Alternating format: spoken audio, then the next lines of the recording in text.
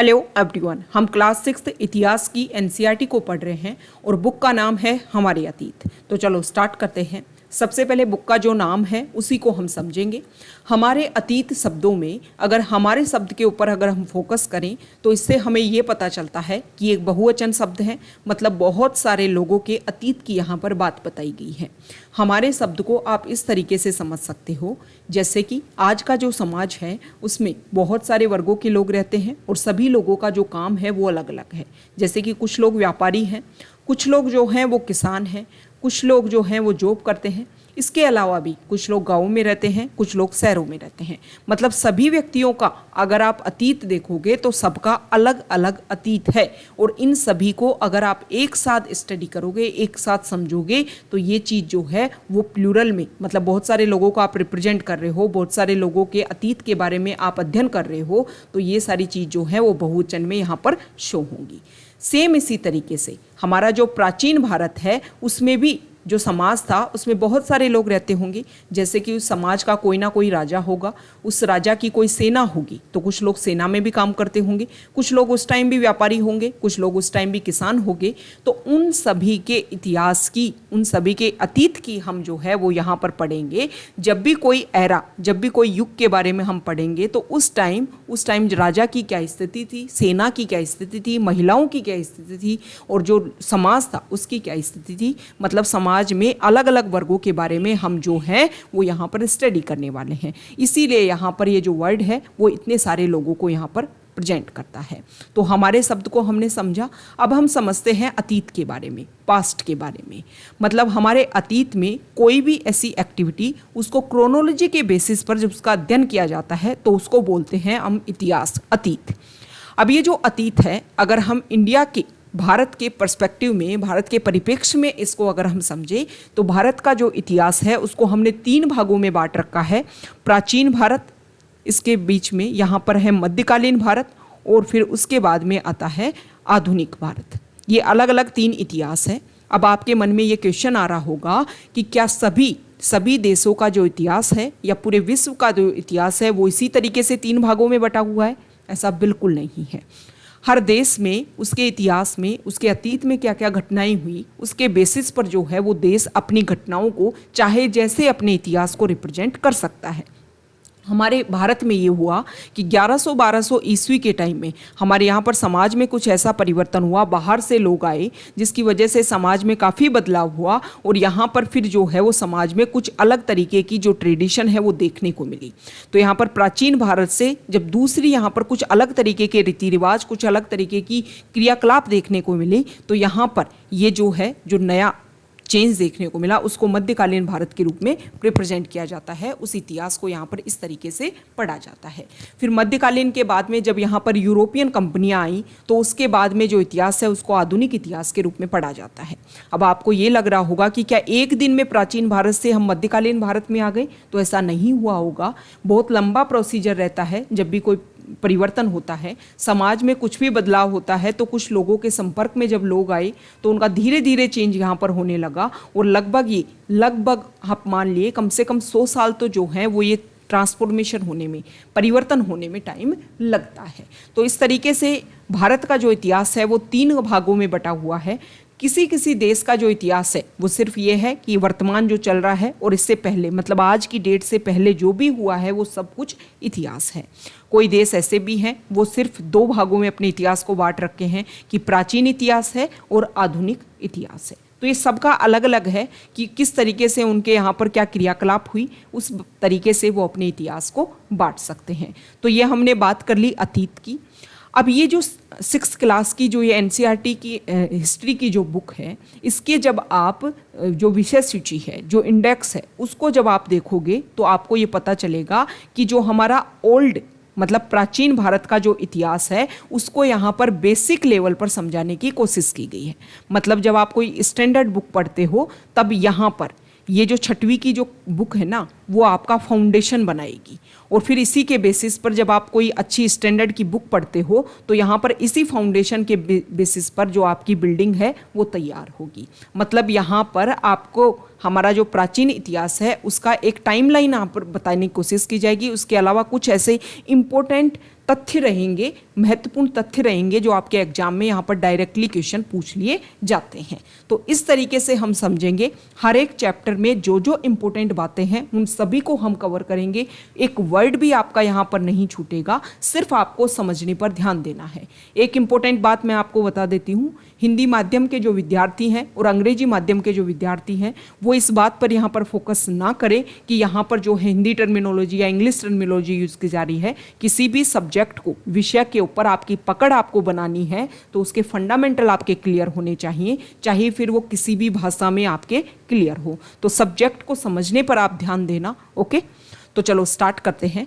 जो हमारा first chapter है वो रिलेटेड है कि हमारा जो प्राचीन इतिहास है उसके बारे में हमें कैसे पता चलता है, मतलब कौन कौन से जो स्रोत हैं उनसे हमें पता चलेगा। इसीलिए चैप्टर का जो नाम है वो सिर्फ क्वेश्चनिंग से किया गया है, सिर्फ क्वेश्चन पूछे गए हैं कि क्या, कब, कहाँ और कैसे, कि हमारा इतिहास जो है वो क्या है, कब, कहाँ पर था, मतलब कौन से एरिया में वो लोग रहते थे प्राचीन समय के लोग, कैसे जो है हमारा भारत जो है वो एस्टेब्लिश हुआ, ये जो नाम है वो एग्जिस्टेंस में आया, और कब की बात है, टाइम कौन सा था। तो इन सारे क्वेश्चन के आंसर जो हैं वो हम यहाँ पर देने की कोशिश करेंगे। तो हमने दो बातें समझ ली, हमारे को भी समझा और अतीत को भी समझा। अब एक आपको यहाँ पर टाइमलाइन जो है वो हम आपको एक आउटलाइन देने की कोशिश करते हैं कि प्राचीन भारत में कौन कौन से तरीके से कौन कौन सी एक्टिविटी हुई, जिससे आपको बातें पता चलेंगी। तो मतलब जो टाइम है, जो तिथि है, उसके बारे में हम यहीं पर पढ़ लेते हैं। इस चैप्टर के लास्ट में इसके बारे में बता रखा है। देखो, आप सभी को पता है कि हम हमारे इतिहास का जो अध्ययन है वो शुरुआत करते हैं पाषाण युग के साथ में। अब ऐसा नहीं है कि पाषाण युग से पहले जो है वो मानव ही नहीं था, मानव था, लेकिन मानव का जो है वो माइंड इस तरीके से डेवलप इस टाइम तक हो चुका था कि वो पत्थर का यूज़ करने लग गया था अपने काम के लिए। मतलब इससे पहले जो मानव था कि हो सकता है कि उनका जो माइंड जो है वो इतना डेवलप ना हुआ हो, या फिर इससे पहले का जो भी हमें ऐसे कुछ स्रोत ना मिल पाए हों जिसके बारे में हम बता सकें कि इससे पहले भी कुछ हुआ है। तो सबसे पहले हमें जो स्रोत मिलते हैं हमारे इतिहास के वो इस टाइम से मिलते हैं। तो इतिहास की शुरुआत होती है पाषाण युग के साथ में। सबसे पहले पाषाण युग, उसके बाद में पाषाण युग के कुछ टाइम के बाद में ही सिंधु घाटी सभ्यता जो है वो डेवलप होती है। उसके बाद में सिंधु घाटी सभ्यता के बाद में अगर हम देखें तो वैदिक काल डेवलप होता है। वैदिक काल के बाद में 16 महाजनपद, 16 महाजनपद जब डेवलप होते हैं उसी टाइम में इसके समकालीनता में ही जो है वो बौद्ध धर्म और जैन धर्म जो है वो भी यहाँ पर उनका भी उत्पत्ति होती है। सेम इसी टाइम में ही जो है वो बाहर से अलग अलग देशों से हमारे इंडिया के ऊपर एक तरीके से इन्वेजन, आक्रमणकारी होने लगते हैं। इंडिया में जो लोग हैं वो विदेशों से आने लग जाते हैं। इसके बाद में 16 महाजनपद, बौद्ध धर्म, जैन धर्म के बाद में जो है वो एक बहुत बड़ा साम्राज्य जो है, गणराज्य जो है वो डेवलप होता है मगध। ठीक है, इसके राजा जो है इंपॉर्टेंट राजा अशोका हुई। इसके बाद में मतलब मौर्य जो काल है, इसके बाद में मौर्योत्तर काल आता है, और मौर्योत्तर जो काल है उसी टाइम में जन्म होता है जो जीसस क्राइस्ट है, जिन्होंने क्रिश्चियनिटी मतलब ईसाई जो धर्म है इसको एस्टेब्लिश किया था। तो हमारी जो तिथि है उनको समझा जाता है जीसस क्राइस्ट के जन्म के ऊपर। आज आप सभी को पता है 2022 चल रही है, इसके बाद में बहुत सारी एक्टिविटी हुई होंगी और आज चल रही है 2022। तो जीसस क्राइस्ट का जो जन्म है उसको 0 से रिप्रेजेंट किया जाता है। ऐसा मानते हैं कि इससे बाद में ही कैलेंडर जो है उसको इस तरीके से बनाया गया है। तो जीसस क्राइस्ट के जन्म से पहले जो भी काम हुआ उसको बोलते हैं बिफोर कॉमन एरा, मतलब ईसा पूर्व। और जीसस क्राइस्ट के जन्म के बाद में जो टाइम है उसको बोलते हैं कॉमन एरा। ओके, एनो डोमिनी भी बोलते हैं इसको, बिफोर क्राइस्ट भी बोलते हैं, पहले के टाइम को हिंदी में बोलते हैं ईसा पूर्व, और इसको बोलते हैं ईस्वी। मतलब आप 2022 चल रही है तो जीसस क्राइस्ट के जन्म से 2022 के साल तक। तो ये हमने तिथि जो है उसके बारे में भी डिस्कस किया कि किस तरीके से अगर आप प्राचीन इतिहास को समझोगे तो ऐसे आपको देखने को मिलेगा कि मिलियन ईयर्स अगो। ओके, तो प्रेजेंट टाइम में जो टाइम चल रहा है फिर उसको 0 से रिप्रेजेंट करना है और फिर उसके बैक में जाकर के हमें पढ़ाई करना है। अभी हम चैप्टर को समझेंगे तब ये बातें भी आपके क्लियर होती जाएंगी। सबसे पहले जो चैप्टर का नेम है उसमें क्या जो शब्द है इसको हम समझते हैं।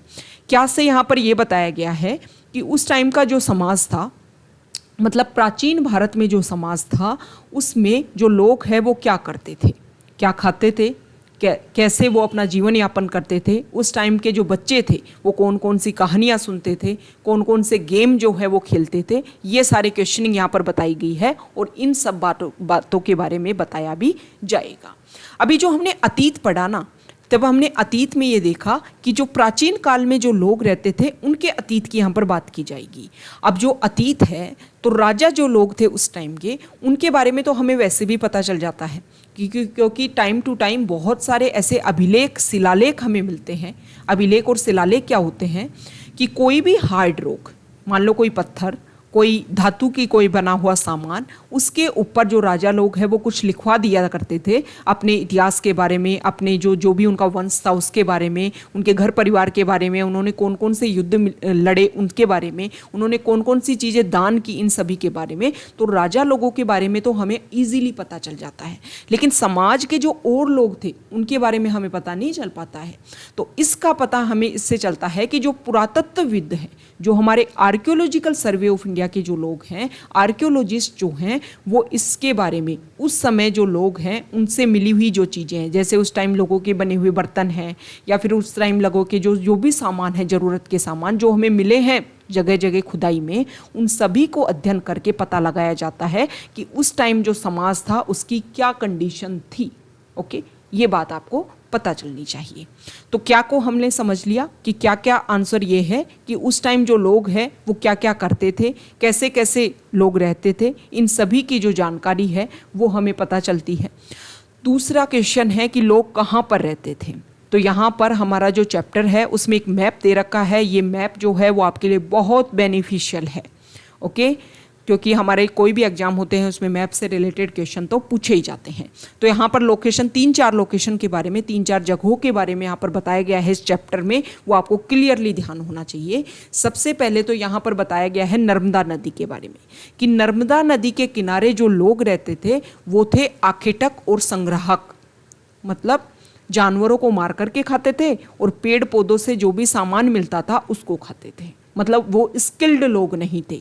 तो क्वेश्चन इस तरीके से आ जाएगा, एक तरफ दे देंगे नर्मदा नदी और दूसरी तरफ ऑप्शन में आपको दे देंगे कि उस टाइम के जो लोग थे वो क्या थे, कृषि करना जानते थे। तो आपको पता होना चाहिए कि अरे भाई वो तो आखेटक और संग्राहक थे, सिर्फ कलेक्ट करते थे और खाते थे, उनको ज़्यादा कुछ नहीं पता था। ओके, दूसरा यहाँ पर लोकेशन बताई गई है सुलेमान और कीर्थार रेंज की। सुलेमान और कीर्थार रेंज के बारे में यहाँ पर ये बताया गया है। यहाँ देखिए कि सुलेमान और कीर्थार रेंज जो है यहाँ पर 8000 साल पहले, 8000 साल मतलब अभी हो गई 2022 जो है, इससे 8000 साल पहले जो है यहाँ पर जो लोग थे उन्होंने गेहूं और जौ जैसी फसलों को उगाना प्रारंभ कर दिया था। इसके अलावा यहाँ के जो लोग थे वो भेड़, बकरी, गाय, बैल ऐसे पशुओं को भी उन्होंने पालतू बनाना शुरू कर दिया था। और जब पालतू लोग बनाना शुरू कर दिए हैं, लोगों ने खेती करना स्टार्ट कर दिया है, मतलब लोग जो हैं वो एक जगह बसना स्टार्ट हो गए, एक जगह जो है वो रुकना स्टार्ट हो गए, और रुकना स्टार्ट हो गए तो उस टाइम के लोग जो हैं वो गांव में रहते थे। तो सबसे पहले आपको एक बात समझ में आई कि स्टार्टिंग में अगर हम देखें इतिहास में तो जो लोग थे सबसे पहले आखेटक संग्राहक थे, मतलब जानवरों को मारते, पेड़ों से फल तोड़ते और खाते। उसके बाद में जब खेती करना शुरू किया तो उन्होंने जब यहाँ पर फसल उगाना शुरू किया तो सबसे पहले जो लोग हैं वो गाँव में रहना शुरू हुई। ये बात आपको ध्यान में रखनी है। अब इसके बाद में तीसरी लोकेशन की यहाँ पर बात बताई गई है विंध्यन पहाड़ी और गारो पहाड़ियाँ। यहाँ पर यह बताया गया है कि यहाँ पर जो लोग थे, इनके किनारे, इनके आसपास जो लोग रहते थे, उन्होंने खेती करना शुरू कर दिया था। और चावल के जो सबसे पहले अवशेष हैं वो विंध्य पहाड़ी के उत्तरी भाग में, यहाँ पर इसके उत्तरी भाग में मिले हैं। ये लोकेशन की बात बताई गई है, तो ये आपको ध्यान में रखना है। फिर यहाँ पर बताया गया है कि देखो ये जो जगह है झेलम नदी, सिंधु नदी और उसकी जो सहायक नदियाँ, तो यहाँ पर आप सभी को पता है कि सिंधु घाटी सभ्यता जो है वो यहाँ पर डेवलप हुई थी। इस जगह पर सिंधु घाटी सभ्यता जो है वो यहाँ पर डेवलप हुई। और यहाँ पर अगर हम बात करें तो सबसे पहले जो शहर है वो यहीं पर बसे थे, और 4700 वर्ष पूर्व इन्हीं नदियों के किनारे जो हैं वो सबसे पहले शहर बसे थे। तो सबसे पहले हमने क्या देखा कि लोग आर्किटेक्ट संग्राहक थे, उसके बाद में गांव बसना शुरू हुए और उसके बाद में जो है वो शहर बसना शुरू हुए। और सबसे पहले शहर कहाँ बसे थे? सिंधु नदी और उसकी सहायक नदियों के किनारे 4700 साल पहले, मतलब आज 2022 है तो 2022 से जीरो जाओ जब जीसस क्राइस्ट का जन्म हुआ, और उससे पहले 2700 साल पहले आप जाओ तो 2700 साल पहले जो है वो इंडस वैली सिविलाइजेशन, सिंधु घाटी सभ्यता जो है वो डेवलप हुई थी। उसके बाद में दूसरे शहर जो है वो 2500 वर्ष पहले, मतलब 2022 चल रहा है तो जीरो पे जाओ, मतलब 500 साल पहले जो है वो दूसरे शहर जो है वो गंगा नदी और उसकी सहायक नदी, यहाँ पर आप देख रहे हो यमुना नदी, चंबल नदी, सोन नदी, यहाँ पर जो है वो दूसरे शहर, मतलब इसके बाद में दूसरे शहर यहाँ पर डेवलप हुए वैदिक काल के टाइम में। अब वैदिक काल के बाद में, मतलब गंगा नदी, सोन नदी की सहायक नदियों पर जब डेवलप हो गए शहर, उसके बाद में जो है वो यहाँ पर गंगा का जो दक्षिणी भाग है, यहाँ पर बिहार का जो एरिया है, पाटलिपुत्र वाला जो क्षेत्र है जिसको प्रेजेंट टाइम में पटना के नाम से जानते हैं, यहाँ पर मगध जो राज्य है, साम्राज्य जो है वो डेवलप हुआ एक गणराज्य के रूप में, और इसी टाइम में अलग अलग जगह पर भी कुंड गणराज्य बने। मतलब वैदिक काल के बाद में एक तरीके से 16 महाजनपद जो डेवलप हुए थे। तो इस तरीके से यहाँ पर इतिहास के बारे में बताया गया है, मतलब एक आउटलाइन जो हमने यहाँ पर स्टार्टिंग में आपके लिए पढ़ी थी, उस आउटलाइन के बारे में ही यहाँ पर बताया गया है कि किस तरीके से चीज़ें जो हैं वो डेवलप हुई हैं। मतलब आपकी एक बेसिक अंडरस्टैंडिंग प्राचीन भारत को लेकर के यहाँ पर बन गई होगी।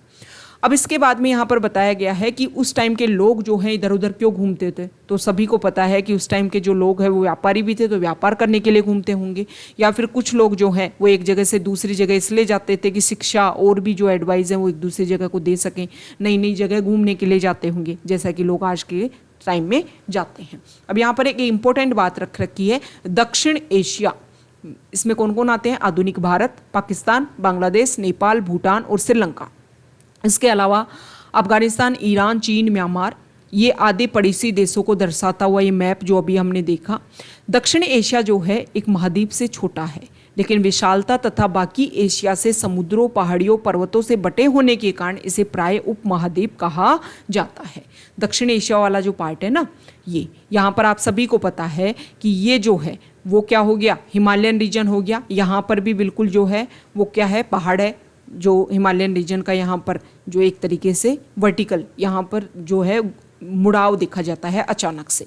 इसके बाद में हम यहाँ पर देखें तो ये सारा जो एरिया है, यहाँ पर भी जो है सुलेमान कीर्तन वाला रेंज जो है, यहाँ पर भी पहाड़ियाँ पाई जाती हैं, और ये समुद्री भाग हो गया। तो इस तरीके से जो दक्षिण एशिया है वो डिवाइडेड है, जो और एशिया का पार्ट्स है उससे अलग, इसीलिए इसको उपमहाद्वीप का नाम दिया जाता है। तो हमने देख लिया कि उस टाइम के जो लोग हैं प्राचीन भारत में लोग कहाँ कहाँ रहते थे। अब बात आती है कि ये जो भारत है इसका नाम भारत या इंडिया कैसे पड़ा। तो दो नाम हैं हमारे भारत के, इंडिया और भारत। सबसे पहले इंडिया की बात कर लेते हैं। तो 2500 साल पहले जब हमने टाइमलाइन देखी थी तब हमने ये देखा था कि जब 16 महाजनपद डेवलप हो रहे थे तो उसी टाइम में बौद्ध धर्म और जैन धर्म, और उसी टाइम में हमारे इंडिया में कुछ लोग जो है वो बाहर से आने लग गए थे। तो उत्तर पश्चिम की तरफ से, मतलब जिस तरफ सिंधु नदी है उस तरफ की तरफ से ईरानी और यूनानी लोग जो हैं वो इंडिया में आए, और ईरानी और यूनानी लोग जो हैं वो इस सिंधु नदी को इंडोस नाम से या हिंदोस नाम से जानते थे, और ये बोलते थे कि सिंधु नदी के पूर्व का जो भाग है वो इंडिया है। इसके बेसिस पर इसको, हमारे इंडिया को इंडिया बोला जाने लगा। दूसरा नाम है भारत। तो भारत जो नाम है वो उत्तर पश्चिम में जो लोग हैं उसका एक समूह रहता था और उसको भारत नाम से जाना जाता था, और इस समूह का उल्लेख जो है वो ऋग्वेद में मिलता है, और ऋग्वेद जो है वो संस्कृत भाषा में लिखा गया। बाद में इसी टर्म का जो वर्ड यूज है वो देश के लिए होने लगा, और ऋग्वेद इन सभी की रचना जो है वो आज से 3500 साल पहले हुई थी। मतलब आज 2022 चल रही है, इससे आप जीरो पर जाओ और जीरो से 1500 साल पहले जो है वो ऋग्वेद की रचना हुई थी। तो अब हम जानते हैं कि जो हमारा अतीत है उसके बारे में हम कैसे जानेंगे, हमें कैसे पता चला कि हमारे अतीत में क्या क्या था। तो उस टाइम के जो लोग हैं वो लिखते थे। लिखते कैसे थे? पेपर तो था नहीं, कागज़ तो था नहीं, तो जो लोग हैं वो क्या करते थे, ताड़पत्र, मतलब पाम का जो पेड़ होता है उसकी जो पत्तियां हैं उसको काट करके एक जगह बांध लेते थे, उसके ऊपर लिखा जाता था। या फिर इसके अलावा भुर्ज नामक पेड़ की छाल के ऊपर भी लोग लिखते थे, और ये जो पेड़ है वो सिर्फ हिमालय क्षेत्र में मिलता है। ओके। तो इनके ऊपर लिखा जाता था। अब देखो, पेड़ों की पत्तियों से बनी हुई जो किताबें हैं उनको तो कीड़े मकोड़े खा लिए, तो कुछ बची हुई हैं, कुछ नहीं बची हुई हैं। ये जो किताबें हैं इनको, जिनको हाथ से लिखा जाता था, उनको बोलते हैं मैन्यूस्क्रिप्ट और हिंदी में बोलते हैं पांडुलिपि। ओके। तो यहाँ पर एक एग्जाम्पल भी दे रखा है कि इस तरीके से देखो पांडुलिपि लिखी हुई है, और ये भुर्ज पेड़ की छाल से बनी हुई लिपि है जिसको आप यहाँ पर देख सकते हो। और यहाँ पर ताड़ के पत्तों को काटकर अलग अलग हिस्सों में इस तरीके से जोड़कर इसको बनाया गया था। ये जो किताबें हैं इनको मंदिरों में, जो भी विहार हैं उनके यहाँ पर रखा जाता था, लेकिन टाइम के साथ में कीड़े मकोड़े ने इनको खा लिया और ये ख़त्म हो गई। अब ये जो किताबें हैं कुछ बची हुई भी हैं, लेकिन कुछ ख़त्म भी हो चुकी हैं। ये जो किताबें हैं ये संस्कृत में लिखी हुई मिलती हैं, कुछ किताबें जो हैं वो प्राकृत में और तमिल में हैं। प्राकृत भाषा का उपयोग जो है वो आम लोग करते थे। क्वेश्चन इस तरीके से आ जाएगा कि उस टाइम में जो बुक थी वो कौन कौन सी लैंग्वेज में लिखी हुई थी, तो संस्कृत, तमिल और प्राकृत। इसके अलावा हमें अतीत के बारे में पता चलता है अभिलेखों से भी। अभिलेख क्या होते हैं? कोई पत्थर जो है या फिर कोई कठोर धातु है उसके ऊपर कुछ लिख दिया। राजा लोग क्या करते थे कि अपना कोई आदेश उनको सर्कुलेट करवाना है कि हम जो है आपसे इतना कर लेंगे। अभी 10% लेते थे, अब अभी आपसे 20% लेंगे।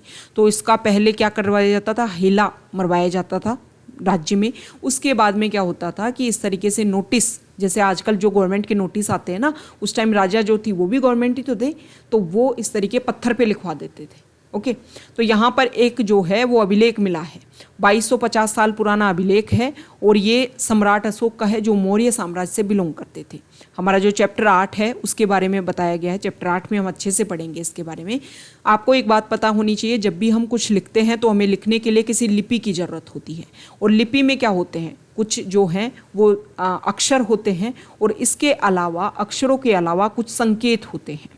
अब यहाँ पर इसके अलावा जब भी हम कुछ पढ़ते हैं या कुछ बोलते हैं तो हम भाषा का उपयोग करते हैं, ये बात आपको पता होनी चाहिए। तो हमारी हिंदी जो है वो भाषा है, लेकिन हिंदी को हम लिखते कौन सी लिपि में है? देवनागरी लिपि में लिखते हैं। ओके।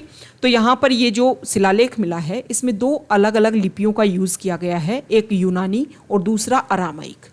अब इसको देख करके आपको क्या लगता है कि हो सकता है कि उस जगह पर 2 कम्युनिटी से बिलोंग करने वाले लोग रहते हों, जो एक तो यूनानी लिपि को जानते हों, एक अरामाइक लिपि को जानते हों? कुछ भी अंदाज़ा लगाया जा सकता है ना। अब ये तो वहाँ पे रहने वाले जो लोग हैं उसका कनेक्शन देखेंगे कि इस लिपि को जानने वाले जो लोग हैं वो कहाँ रहते थे, उनमें भी क्या वैसी एक्टिविटी थी, क्या यहाँ के रहने वाले लोगों में भी वैसी एक्टिविटी थी, और उसके बेसिस पर फिर रिलेशन बनाने की कोशिश की जाती है।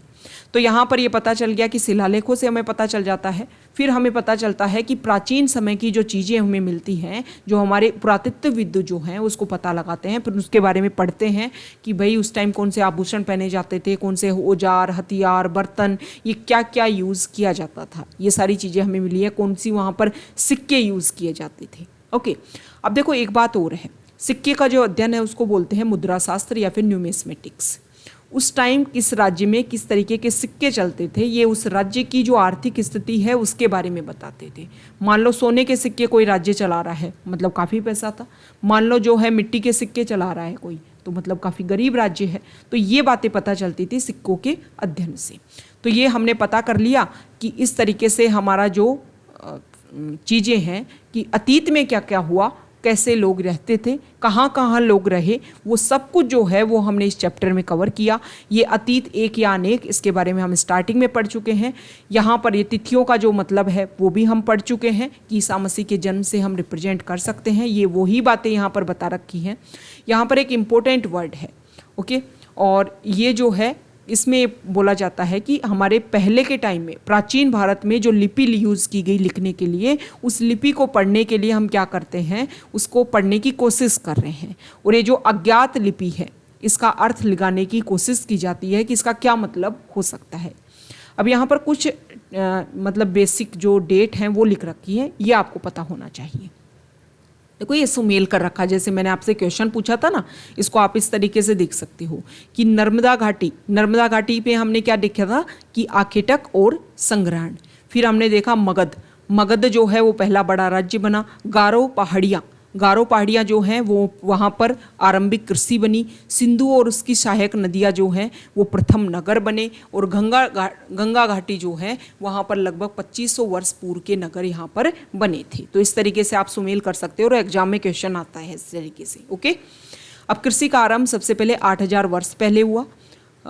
सिंधु सभ्यता के प्रथम नगर कब बने? 4700 वर्ष पूर्व बने। गंगा घाटी के नगर मगध का बड़ा राज्य 2500 वर्ष पूर्व। और वर्तमान में 2000, मतलब ये जो बुक है उसको एस्टेब्लिश किया गया है 2000 को आधार मान करके। अभी चल रहा है 2022। तो ये इंपॉर्टेंट टर्मिनोलॉजी है, इंपॉर्टेंट तिथियां हैं, इनको आप याद कर सकते हो। तो ये आज का हमारा फर्स्ट चैप्टर था। आप हमारे टेलीग्राम चैनल के साथ में जुड़ सकते हो, आप हमारी वेबसाइट के साथ में जुड़ सकते हो। हमारे और भी अदर इनिशिएटिव हैं, उनको जाकर के आप व्यू कर सकते हो। यूपीएससी की अगर आप प्रिपरेशन कर रहे हो तो उसके लिए बहुत सारे हमने इनिशिएटिव लॉन्च कर रखे हैं, उनको जाकर के आप व्यू कर सकते हो हमारी वेबसाइट पर। Okay, thank you.